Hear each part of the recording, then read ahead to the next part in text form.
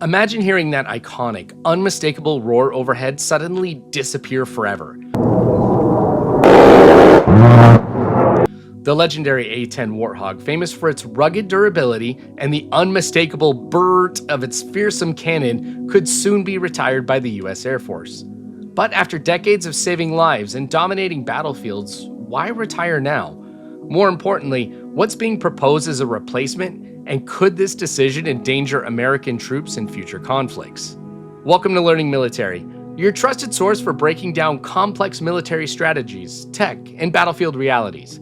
If you find this information valuable, hit that like button. Also, subscribe for more content like this. Join the growing community of people who enjoy talking about national defense topics, and of course, ring the bell icon for notifications. Your support through a super thanks directly keeps this channel running. So, with that, let's dive in. The A-10 Thunderbolt II, affectionately known as the Warthog, entered service in the 1970s as a specialized Cold War tank killer. Its distinctive 30mm GAU-8 Avenger cannon, capable of firing over 3,900 rounds per minute, quickly became legendary for its tank shredding power. Remarkably, the A-10 was designed around this cannon. Engineers built the aircraft to accommodate and optimize the performance of the GAU-8, rather than selecting a weapon to fit an existing airframe. Designed specifically for close air support, or CAS, the Warthog's low, slow, and armored design makes it uniquely effective at supporting ground troops directly in harm's way. Soldiers describe the A-10 as their guardian angel, praising its unmatched reliability and morale-boosting presence. Many infantry veterans credit their survival in intense combat situations to this iconic aircraft. The psychological impact of both allies and enemies is unmatched, providing immense reassurance to American troops and instilling fear in adversaries. The aircraft's ability to withstand severe battle damage and still safely return pilots to base is a hallmark of its resilience. In recent conflicts, upgrades like laser-guided rockets, advanced targeting pods, and miniature air-launched decoys further enhance the A-10's effectiveness. Warfare has drastically evolved since the A-10's inception. Today, the Air Force argues the Warthog is increasingly vulnerable against advanced air defenses employed by near-peer adversaries like Russia and China. These threats include sophisticated radar systems, long-range anti-aircraft missiles, and agile enemy fighters. The cost of maintaining this aging fleet consumes resources needed for advanced versatile platforms better suited to future high-intensity conflicts. Officials assert that the A-10's lack of stealth and limited speed severely restrict its usability in modern warfare, emphasizing the strategic necessity to invest in faster, stealthier, and more versatile aircraft capable of penetrating advanced enemy defenses effectively. Budget reallocations toward the next-generation air dominance and collaborative combat aircraft programs are also key factors influencing this proposal. The Air Force's proposed vision does not currently include a dedicated replacement for the A-10, but this gap has sparked conversation in defense circles.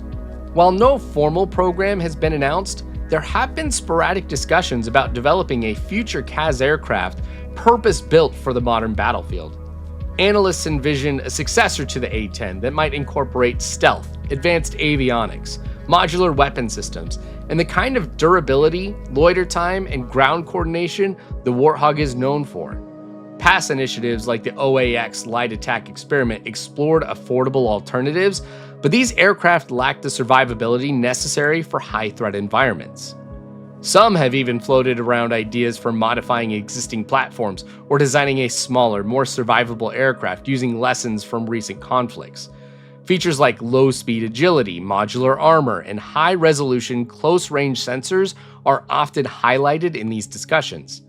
However, advancing any such project would require both Pentagon buy-in and strong congressional advocacy, neither of which has coalesced yet.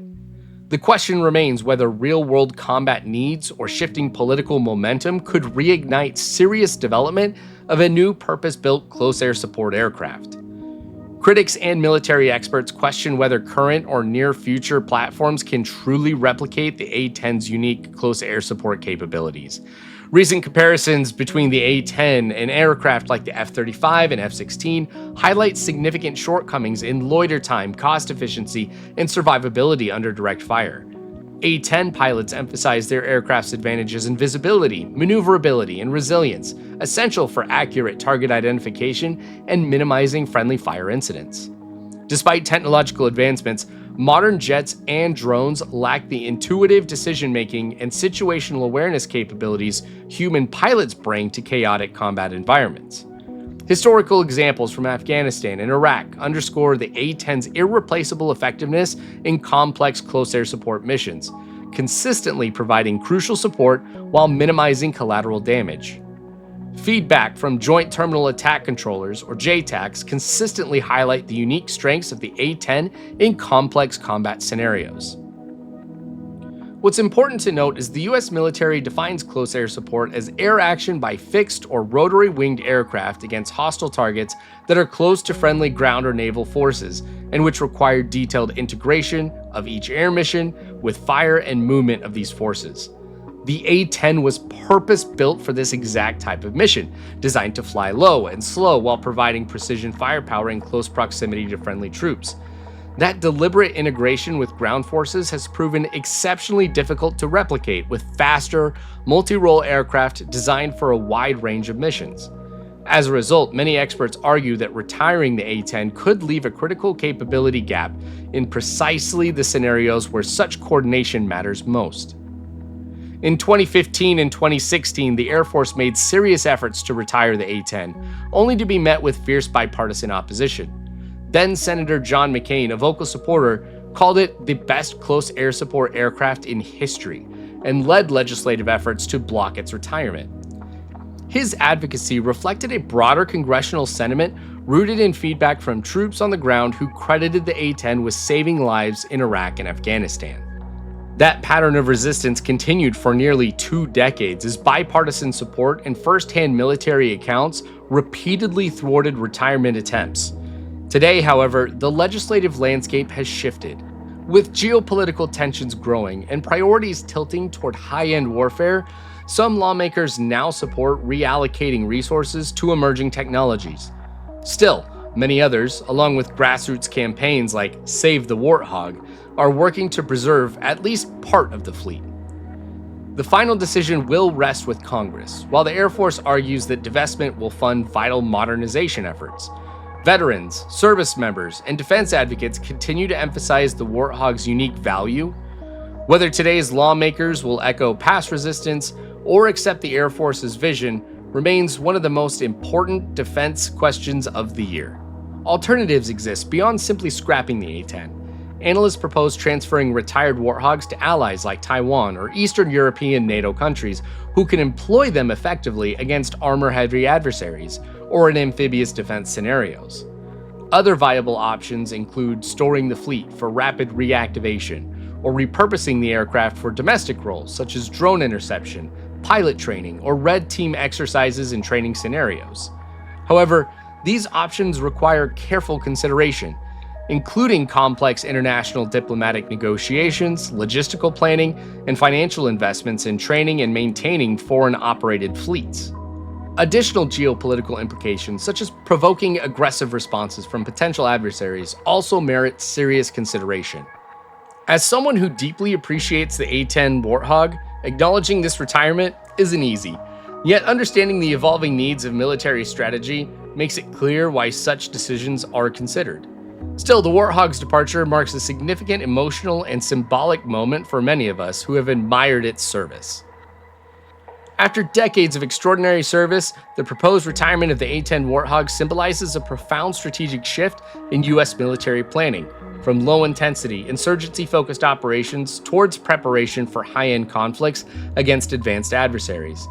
This move, controversial yet strategically justified, represents a calculated decision aimed at ensuring American air superiority into the foreseeable future. But what do you think? Is retiring the legendary A-10 a strategic mistake, or is it a necessary military evolution?